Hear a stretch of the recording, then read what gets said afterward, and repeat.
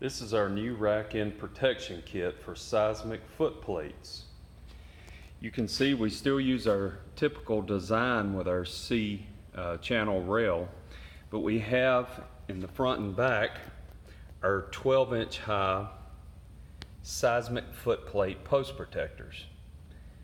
It's notched at the bottom so it'll allow for a 5x8 foot plate, and it still has the 4 anchor holes so we can anchor behind the foot plate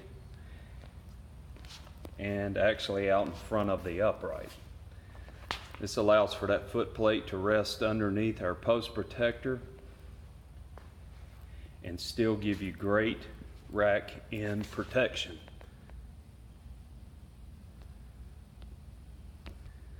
This particular setup here is a 12-inch high by 48-inch long.